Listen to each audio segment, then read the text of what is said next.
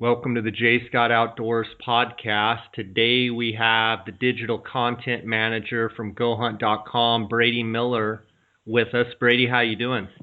Hey, good. Just hanging in there. It's good to be back on here chatting about hunting again. Yeah, I had a great episode the last time we talked, and sounds like you went up to Wyoming and got her done up there. Some awesome photos in the snow. I can't wait to talk to you about the hunt and about the gear and just how everything shook out. So why don't you start us out, how you got the tag, how you found out about this unit, and start from there. Yeah, so basically, I believe it was about a year ago, we were starting to finalize all of our draw odds stuff for Go Hunt Insider.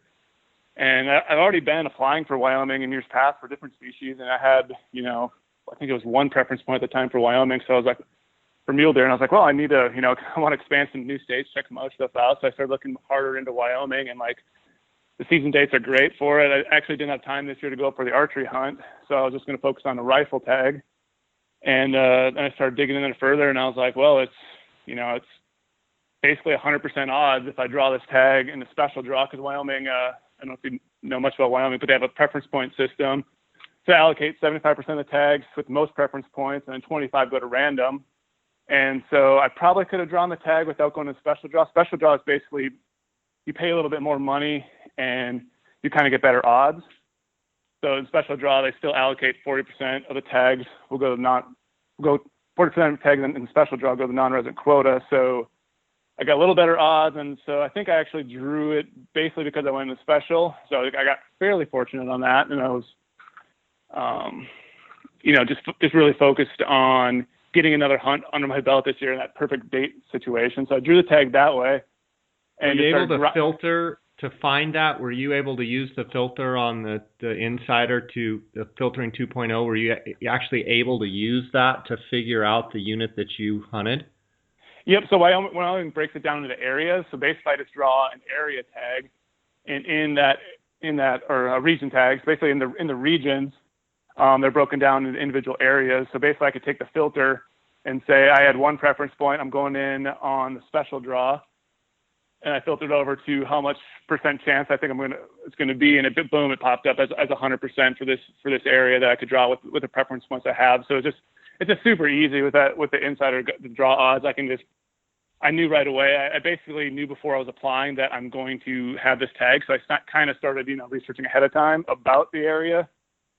And it just made it so much easier knowing, okay, I can apply for this one instead of going for, one of the more special areas of Wyoming where everyone tries to go to and point creep happens. And I don't want to deal with that. I'd rather be like, okay, I can hunt more, or I can wait, 5 years and then draw a tag and not know anything about the unit.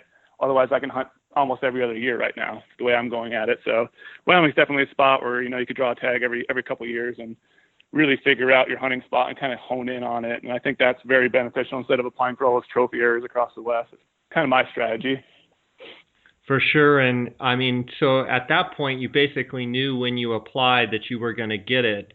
And that allowed you to then start researching where to go and people to talk to as far as drainages and different things. I think that alone allows you a lot of time to kind of get all that research done. It cut my research really fast, knowing like ahead of time, like I said, like if all the draw works how it went the year before, and because I was going in as a special draw, so my draw odds were a little better, knowing that, okay, I've, nearly 100% chance of drawing this tag through a special draw. It just eliminates the worry. I can just start planning right away, start, convincing my fiance that these are the dates I want to go hunting and try to get those okayed with her and all that good stuff. So it makes it a lot easier.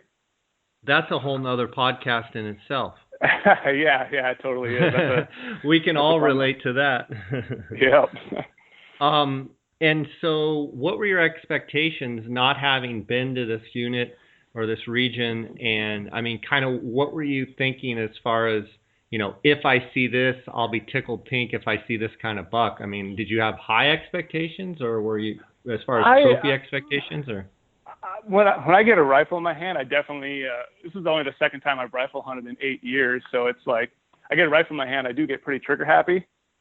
But I was like, well, it's a rifle tag. I know I can physically handle anything the mountains want to throw at me. And I've done a lot of scouting, and so I really was trying to hold out for that, 175, 180 type mark. I mean, the trophy potential in the area is, is a 170 buck is a really good deer in the place I was going, and it's just, I know, like, Wyoming, there could be a big giant deer on any corner of a tree or in any next basin. It's just like, I have a hard time. Like my dad always tells me, when I was out there, I was sat messaging him, telling him all the deer I was passing up, and he's like, Brady, you could shoot a 160-inch deer, that'd be fine, but it's like, you shoot that 160-inch deer 2 days later, there could be a 190, right around the corner. And I'm just like, I'd rather wait and hold out. And that's kind of my mentality. I was going into it beforehand. It's like, that 175, 180 is something I'll definitely be happy with. What time of year, when were the rough dates on this, and what was your moon cycle and weather conditions? Yeah, so it was the middle of September. So the season opens for rifle on September 15th.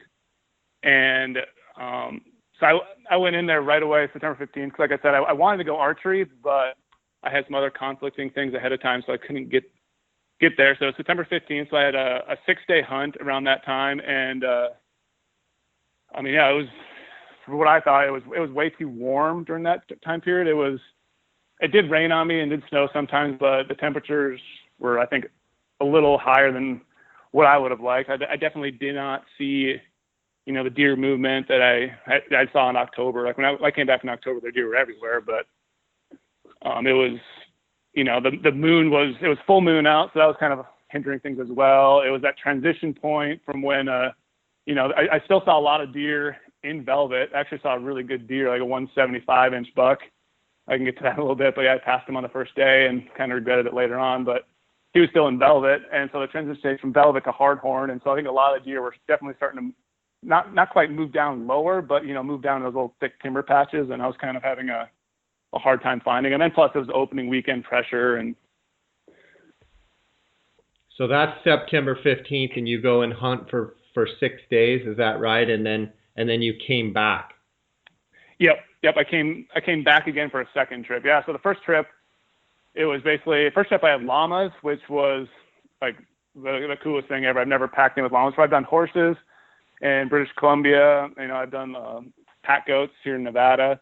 And this time was the first time with llamas. And I am 100% sold on llamas. If I can find my friend, I rented him from Wilderness Ridge Trail Llamas out of Idaho Falls, Idaho. And they are just, you can't quite call them workhorses, but they are some things that can handle. I felt like they were like clones of me, because they could go down some of the steepest terrain. I kind of took them down. I was kind of worried a couple of times the stuff I was taking them down through, but they handled like a champ, and handled a lot of my gear weight, and it made for a really enjoyable hunt. It sounds like that would have been a great photo to see the picture of you with you're like 6'5" and have the longest legs of any human I know, and llamas would have extremely long legs as well. It'd probably make for, hopefully you got some photos of that. Oh yeah, I definitely got some really fun candid shots, and I've heard a lot of. Aren't they mean? I've heard they're mean though. Yeah, a lot of guys have said, I've never hunted with llamas. They stink. They spit. I mean, these llamas, I don't know what they do up there, but these things are they're like dogs again. Like I always thought pack goats were like dogs. These things wanted to hang around me. They're very they're vocal between themselves. So they kind of definitely have a pecking order, like a dominance type thing. They'll spit at each other. And I kind of alternated which llama would lead what llama. And I found out, okay, this llama is a dominant llama. He definitely wants to lead and go in front. And they were totally fine. Hanging around camp. They never got into anything. I just tied them up at night, and they definitely are stubborn though. Saying, you can lead a horse to water, but you can't force them to drink. You can lead a llama to water, and they will not drink. I went 3 days without drinking water, and I was like, okay, I need to take these guys to water right now. And I took them down to a pond. Took 20 minutes at night to hiking in grizzly country, and I got to this little pond. I marked on my GPS, and I sat there for 30 minutes, and the llamas never drank a sip of water. It's they're no amazing. Way. They're high. They're built for the high country. It's if I can get those guys in Nevada, I'll probably use them again next year. I mean, Colorado, they'd be ideal. I had two llamas, and basically all I did when I hiked in, I had my backpack, I had my rifle, I had optics, and my water, and the llamas carried everything else. So that first trip in Wyoming in September. So you went up there by yourself, and you had two llamas, and the llamas carried virtually everything. How much did your pack weigh? I mean, how light did you make your stuff if they were carrying most of your gear? That's kind of another funny fact. Like, yeah, I was talking to my dad while he was driving up there, and he's like, "Oh, you should bring orange juice. You should bring a bunch of bagels, a full jar of peanut butter." I got to the grocery store, got a few extra things. I got to a trailhead, and I realized, wow, I still have 25 pounds of extra gear I could have brought. Like, I still went super lightweight with everything. I still had Mountain House meals. I still had all my normal like Pro Bar type things for meals, and like my little protein oatmeal breakfast thing. So I didn't go really crazy, but the only thing I guess I added, I did add a grizzly bear electric fence because I was kind of concerned about I found it near grizzlies in Montana, but I just read all those stories lately, and that was right when I was going to Wyoming is when some of those grizzly bear attacks were happening in like Montana, and I was a little leery, so I added that to it. So that's an extra 3.5 pounds that the llamas carried, and so I guess I didn't use the llamas fully for what they were capable of, but I figured if I definitely don't stack them up heavy on the way in, they'll be able to carry a lot of my deboned meat on the way out, and I want to help carry it. So yeah, but yeah, how many pounds were each of the llamas, or how many pounds can they carry, and how many pounds were they carrying?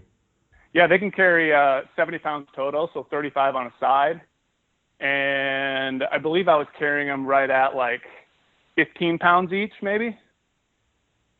Gotcha. 15, so you had a lot of space for coming out if you were coming out heavy.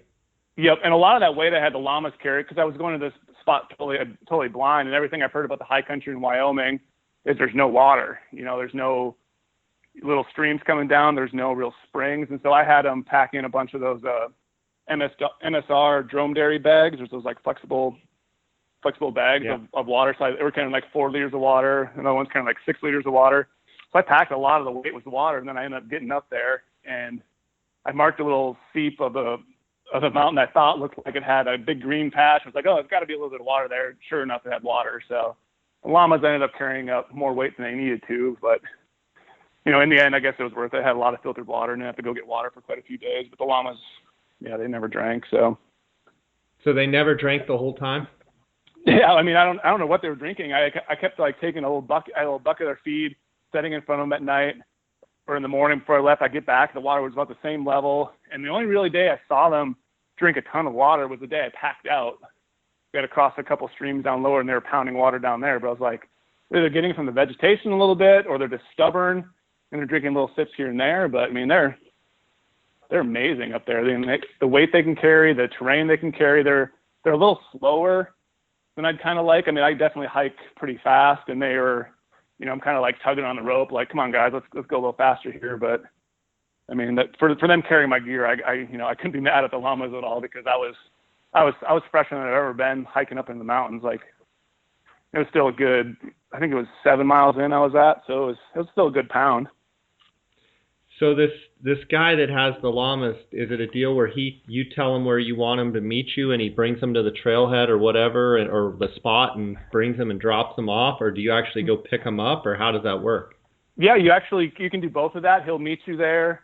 He even said he had one guy call him. He's like, oh, I'm flying in. Like, can you come pick me up at the airport? And he actually went out and picked him up from the airport. So he's really accommodating. But I just drove right to his place and met his wife, and his wife got me all situated with the llamas and did a little short. You have to do like a 2-hour llama training course, to how to tie on the pack saddles, what to do for rope situations so they don't how to tie them down during the day, how much supplemental feed they need, what plants to have them avoid so they don't get sick up there. Because I guess there's a few poisonous type plants you kind of have to watch out for the llamas get sick on. And so I just met them at their place at the training course, and I ended up renting a trailer from them too. That's an added fee to rent a trailer.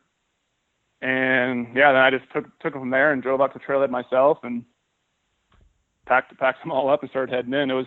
It's pretty funny. You get a lot of weird looks on the trailhead when you pass normal hikers, and they're all, they've never seen llamas before. So it's pretty funny. Everyone wants to take a picture with your llamas. It's a good time. That's pretty cool. Let's take a quick break here. PhoneScope is a company that makes custom-molded, precisely engineered smartphone digiscoping adapters. Photographing wildlife has never been easier. It is simple to text photos and videos from your smartphone and share them with your friends. PhoneScope stands behind their product with a 100% money-back guarantee. Get yours now by using the JScott16 promo code and receive 10% discount on all purchases. Check them out at PhoneScope. That's PhoneSkope.com or on Instagram at PhoneScope. Every month, GoHunt.com Insider gives away great gear and hunts to their Insider members. The GoHunt Insider giveaway for the month of November are 4 pairs of Vortex Razor HD binoculars. Winners can choose between the 10x42s or the 12x50s. If you're not already a member of GoHunt.com Insider, go to GoHunt.com/JScott to sign up and receive a $50 KUIU gift card just for signing up. Okay, I've always wanted to do a trip with llamas. To me, they just look it just looks like such a cool thing to have llamas and be able to have them, at that point, you're so used to doing such ultralight backpacking and just, weighing every little thing. But man, especially if you were to get something and be way back in there where you always are, having llamas would be, I've always thought that would be cool. So do you tether them out at night, or do you hobble them, or what do you do? Yeah, you just basically pound a stake into the ground and tether them on like a 15-foot lead rope, and then they just spin around in a circle and eat all the same food there. And you just have to. I supplemented them each day. I think it was like a pound of I don't know what you call it, some sort of like grain pellet thing that you supplement with feed. And you just got to tie them apart from each other, because I guess they will try to fight during the day if you tie them close together. They're kind of social animals, but at the same time, like I said earlier, they definitely like to establish dominance and stuff like that. So you just don't want their necks to get caught together in the rope, or you don't want the rope to get tied on a tree. So you have to kind of like find a good opening for it. So that was kind of difficult to find a nice open spot where I could tie them up. But for the most part, yeah, they're super easy going, like zero maintenance at all. They don't, like they were even saying like, for like grizzly bears, like, well, what's going to happen if a grizzly bear comes into camp at night?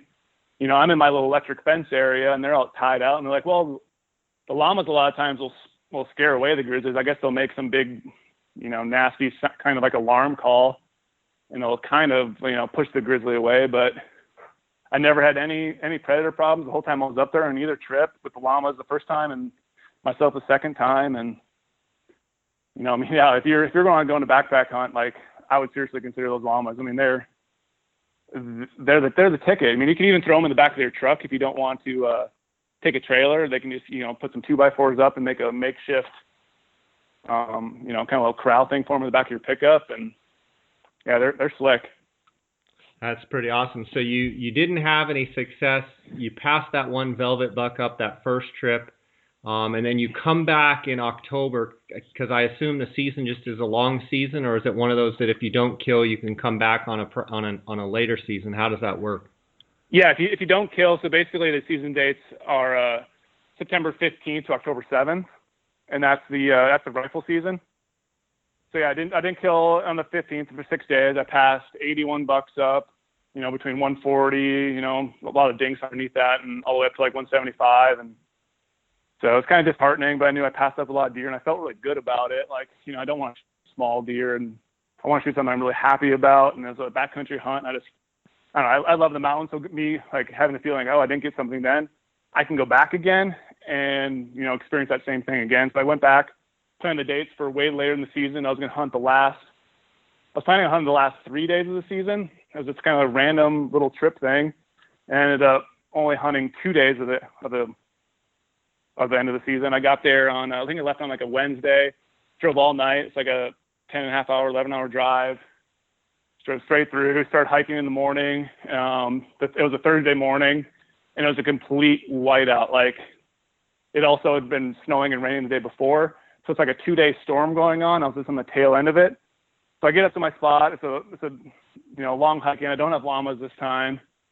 I'm just sitting there grinding it out all day long, hiking through the snow. All of a sudden it starts raining. It starts, clearing up a little bit. Then the fog comes. I can't see anything. And so basically, yeah, the whole 1 day of my hunt, I only had 2 days of hunting, was spent like sitting around, twiddling my thumbs, looking at fog, looking at snow, and just getting like demolished by, by the end of the day, by the night, we had 1.5 foot of snow on the ground. That's incredible. And it was like that'd be like the 5th or 6th of October? Yeah, that was the 6th of October. Yeah, the season ended on the 7th. Wow, that seems early to have snow of that magnitude. Yeah, and I'm sitting there I'm sitting there wondering, okay, am I going to be able to hunt it all? Did I just drive 11 hours to sit in a snowstorm and not be able to glass it all? Like, literally, I could not glass because every time it would clear up, it would just be fog, and all the bases had fog. I tried dropping lower in elevation, still fog. Like I was getting pretty frustrated because when it was clear a little bit, I could kind of see some tracks in the snow. I was like, okay, there's still deer up high. I was at like 9,600, so I was way up there. And I was like, okay, maybe am I too high? The deer all the way down lower, because everyone I saw when I was driving in there was all a bunch of elk hunters, all these elk trailers down low in the mountain, and looked like, okay, well, maybe they're mule deer hunting too, and they just know something I don't know. But I was like, there's got to be still mule deer up here, because everything I've researched and looked at and experienced over the years, there's still deer up in the high country that time of year. They're not going to come down yet. Mule deer can handle feet of snow before they're starting to migrate out. And it's not the rut yet. It's not like they're moving down to find some does. And so I said, well, if I just stay up here and grind it out, maybe Friday it'll clear up and I'll be able to hunt them. But it was just, a big mental struggle. It's one of those times you question your sanity when you're sitting there, and then you're sitting there tent all night, just going to pound snow on you. And yeah, it's just tough. Why didn't you take the llamas on the second go around? I actually just didn't want to make the hassle of driving further to go pick up the llamas and bother them again. And I was just like, I just figured I'm just going up for a quick, basically it's going to be a 3-day trip if I got up there in time, but it ended up being just a 2-day trip. So it's just 2 days. I can pack a lot of gear in my backpack and kind of suck it up and go up. And if I kill something, I'll, have to just deal with it then. But yeah, once I got up there and I knew it was that much snow and conditions I was dealing with, I was like, yeah, maybe the llamas would have been a good idea again. I should have probably, called them up and rented those things again, because it was nasty. I definitely could have used some more ways to stay warm at night, or maybe have like a little stove with me, because the morning I actually ended up killing my buck, it was 16 degrees out up there. It was totally something I didn't expect. Really cold, and just digging your feet way in the snow, and you're sitting there trying to glass, and you're just all part of your body starting to shiver, and you have all the clothes on that you have, and it's like,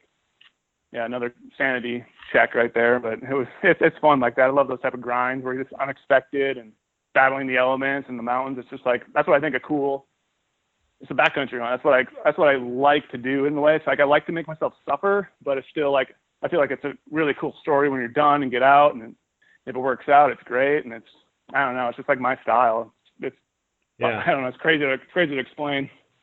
For those of you, the listeners that haven't heard the other podcasts with Brady, Brady, real fast, give the listeners just a small synopsis or breakdown of your background as a fisheries biologist and how much time you spent in the backcountry with a backpack.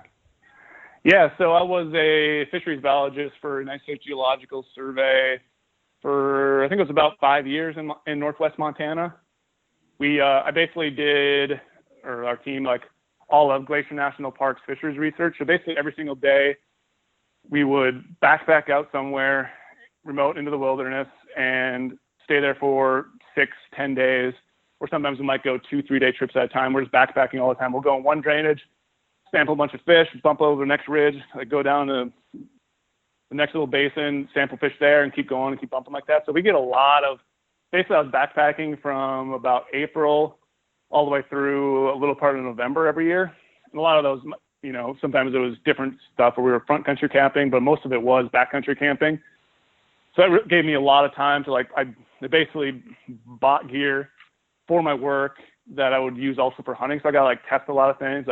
I found out what I like in backpacks, what I like in stoves, what I like in tents and sleeping bags, and just modify my stuff all the time. So we were hiking, anywhere 50, 60 miles a week sometimes, just crazy long hikes, get back in the dark, and grizzly country. So I've been around grizzlies for a long time. So grizzlies really don't scare me, but it's just always in the back of your mind. And I just love all that backcountry stuff. That's what kind of got me addicted on backcountry, and backcountry hunting was just being able to work in Glacier National Park and see all that cool scenery and do those rugged trips way back in the day.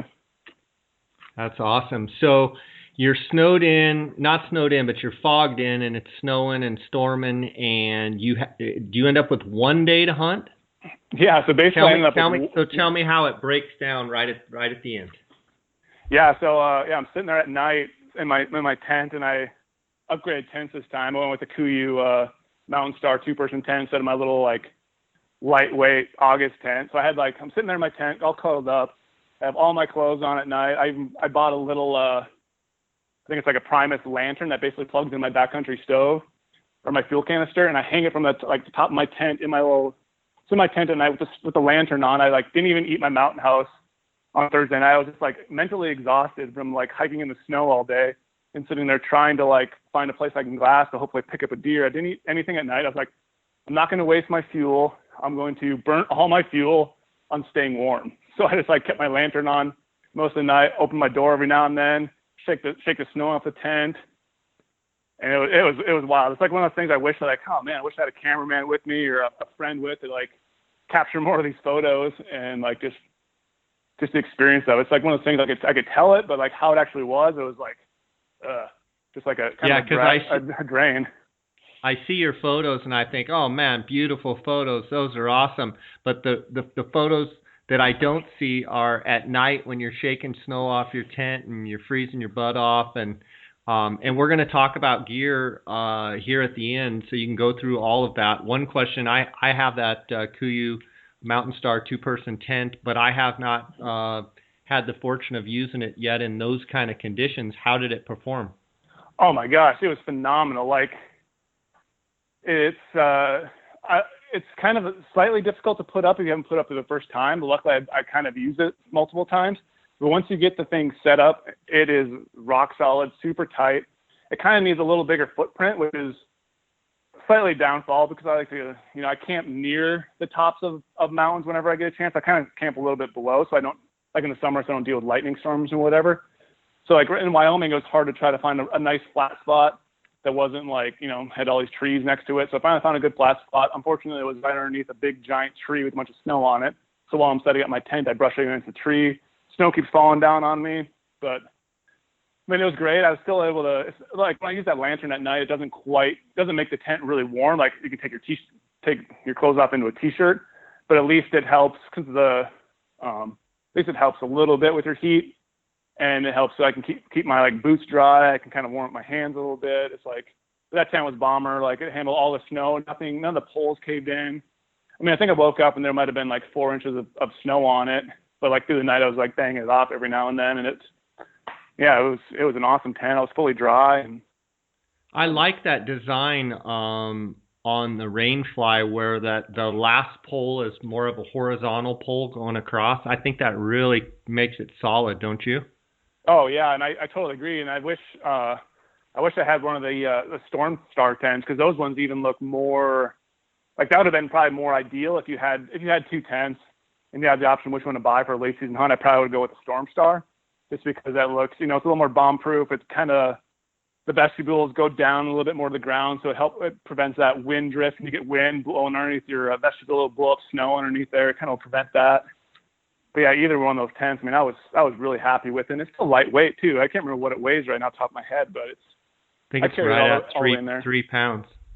Yeah, and 3 pounds for a 2-person tent like that, you definitely can't complain. Yeah, so you wake up that morning and is it clear or did it blow so you knew that the storm had blown out or what? I woke up to the most beautiful thing I've ever seen in backcountry hunting, just clear skies, everything snowed over. I call them snow ghosts. They're when the tree gets so full of snow, they get so the pines get so heavy they start creeping over. So they start bending over, kind of like a Halloween ghost type thing, where they're just leaning way over, and it's just super cool. There's a big cloud inversion way down below, so the fog layer is way down in the basin. Everything else above the cloud inversion is all clear skies, blue in the morning, just picture perfect. All the mountains are snow capped. It's something that you read about in old hunting books and stuff like that. Just the best morning I could describe for mule deer hunting. At that point, you got to know that the deer are just going to be popping, that they're going to be sticking out like sore thumbs out there.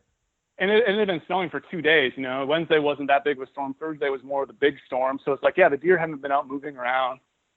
I have all these awesome spots to check out really quick. I get to, you know, I camped a little bit closer to my glassing spot. So I basically just popped out of my tent, only had to go like 20, 30 yards, and I was already glassing. It was like really good camp spot.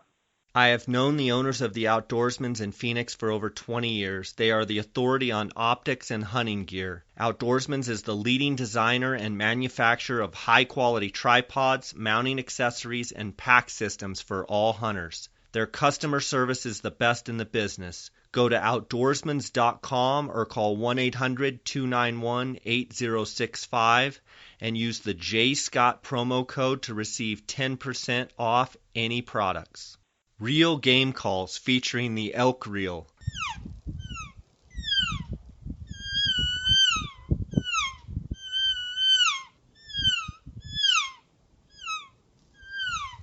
Reel Game Calls makes innovative, realistic, and easy-to-master calls using their proprietary, revolutionary design. They are located and manufactured in Gypsum, Colorado. Their calls were designed and battle-tested on some of the hardest hunted terrain on Earth. Check out elkreel.com. Use the promo code JScott and receive a 20% discount on all purchases. Go to www.elkreel.com. And right away, I'm sitting there glassing. I'm like, oh, there's a doe, there's a 3-point, there's a 4-point. Like, where's the big giant buck? And I kept looking and looking. I was like, man, there's deer everywhere. There's not a big deer at all in this basin. I counted 14 bucks in this one basin, and there was like 3 or 4 does. And I was looking way off towards like these aspen trees way down below. I was like, man, that looks good, but so far away, and it's down lower. So I'm like up in this high country basin. There's like a bunch of everything snow covered. So it's so hard to tell what's rock, what's actual deer vegetation. So I'm trying to like eliminate areas. Okay, don't glass here right now. Glass over here. Glass these. I was trying to focus more on like the little timber pockets. Like, cause last time I was up there, the deer were kind of in the open basins, but they were definitely hugging those timber. So that's why I set up myself this time to, okay, cover some good open stuff in the morning, but also be right near those timber pockets. So when the deer come into the timber pockets, you'll be able to see them. And I figured, okay, yeah, I'll be glassing up here, you know, maybe all morning, maybe 3-4 hours. And so I had like all my clothes on possible. I was just like a big Michelin man. Like, I had everything on, down jackets, down pants. Like, we'll go over that later. But yeah, I definitely wasn't set up to hike around a lot. And boom, I was sitting there, you know, glassed up 14 bucks. I was like, okay, where's the big deer? There's nothing in here. And all of a sudden I looked down at my 15s, and boom, there's just, you know, this toad just standing there the whole time. I just must have been behind a tree or near something else, and he was just down the bottom of the basin. I'm like, holy crap, this deer's awesome. He looks gorgeous. My 15s. I put my spotter on him, get my digiscoping set up really quick, throw it on there, and I'm like, oh my gosh, he has a big inline. This deer had like an 8-inch inline, and you know, just an awesome frame, big backs, big fronts, chocolate horns, just like my dream Wyoming buck, basically. Yeah, and you had me at inline. Yeah, exactly. Yeah, I know you. Yeah. You had me at inline. Yeah. So man, I was just like, how far away is he, and what's he doing? At this distance, I think it was 1,200 yards away. So I was like, man, it's really open down where I had to cross through, and I'm like, how do I get down to him? I started figuring out, okay, what's he gonna do? And I got like 6 minutes of digiscoping footage of him, and he bedded down. And I'm like, okay, game on. He bedded down really early. He bedded down within 35 minutes of sunrise. It was really crazy. I don't know what. Maybe he was up feeding earlier when the storm broke I don't know when the storm broke at night, but maybe he started feeding right away. So he bedded, and I was like, okay, he's not going to bed for long. I need to start figuring out how I'm going to get down on him. So I started ranging. I was like, okay, he's 1,200. This tree down here is 700. What's that distance going to be? And I started trying to range some other trees further. Another, like, there's a big, like, halfway between me and him, there's another, like, really I want to stop you there. I want to stop you there for just a second. Explain for some of the listeners out there that maybe aren't as experienced. If the deer's out there at 1,200 yards, why are you ranging other trees? Just break that down. Yeah. I know why, but I want to get some explanation there of what you're actually trying to accomplish.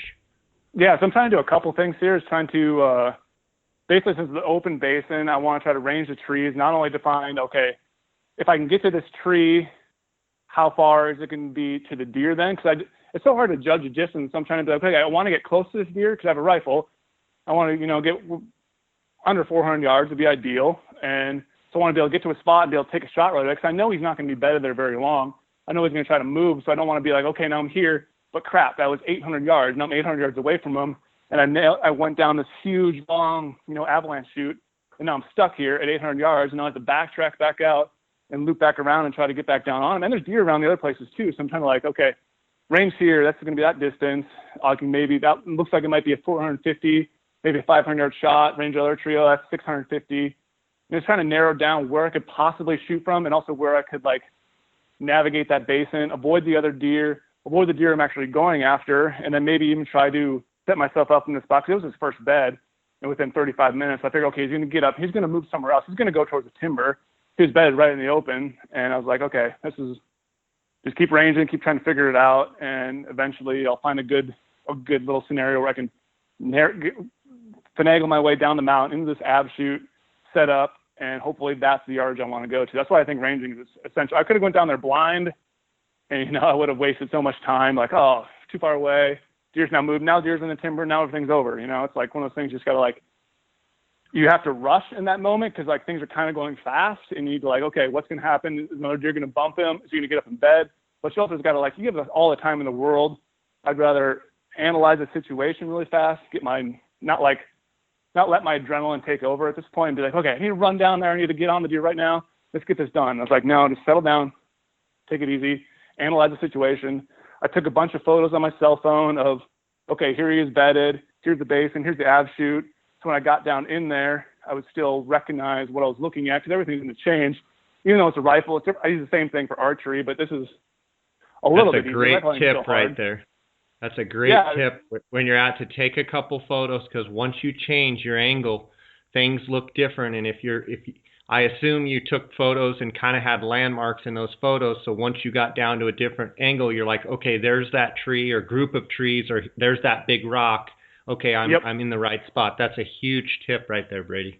Exactly. You always try to find those big dead snags, or that snag that's broken off halfway, things that you remember. I've done it before where you pick out, okay, this little small timber patch, but I don't like using green live trees because they're always the same when you get down. That's what you said, use rocks, use big giant landmarks. And so just analyze the situation, ranged a bunch, and I was like, okay, I think I'm comfortable like this. I went back up to my tent because it was only 25 yards away. I grabbed my trekking pole because I always like hiking with at least one trekking pole.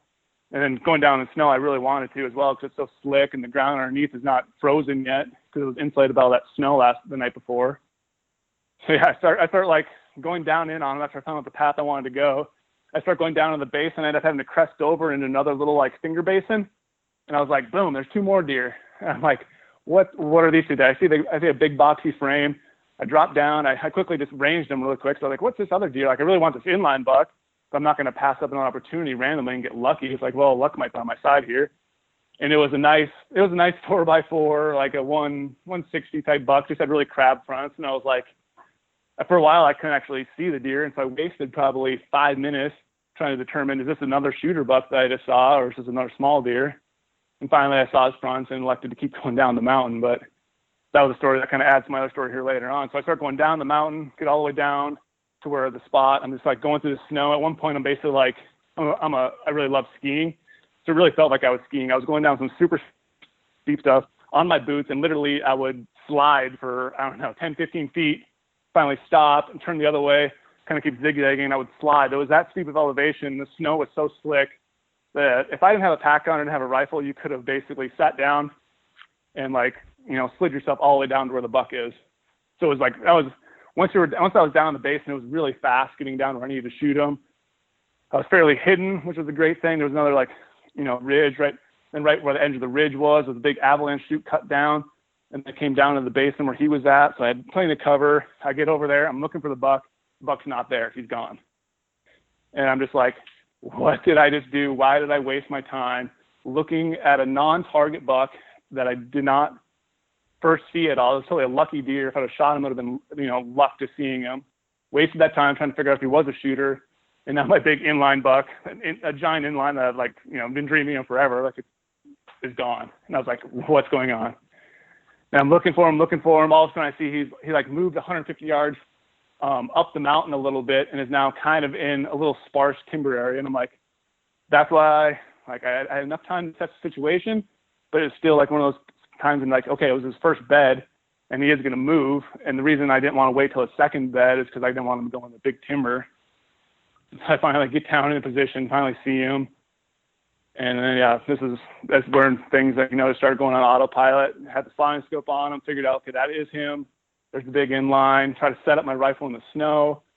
It's just, I have a bipod on my rifle. It only goes to like, I think it's 6 to 9 inches. Snow is way too deep for the bipod. So I'm like frantically, like every time I'm putting the rifle down somewhere, it's just like, boom, buries in the snow, can't shoot, buries up in the barrel. How far are you? How far are you? Yeah, I ranged him at 440 yards, and that was with a super steep downhill angle. And I don't know exactly what the true distance was, but it could be close to like 500 yards. Okay, but you're on a slope, and he's on the opposite slope, but you're shooting downhill. Yep, I'm shooting really steep. I'm shooting really steep downhill, like kind of through an avalanche chute, out the avalanche chute to a basin to my right. The basin's kind of swirling out to my right. And you're trying to get the rifle rested, but the bipod is falling through the snow. So what do you do? Yeah, the snow's too deep, and so I finally I'm frantically moving around there, and I'm like, the buck's feeding, following another buck. I'm like, I don't want to let him go out further and further and get into this timber patch. And every time he takes a step, he's getting further. So I finally found this boulder. Guys, thanks for listening and supporting my podcast. If you would, please go on iTunes and leave me a comment and leave me a 5-star rating. That helps our placement on iTunes.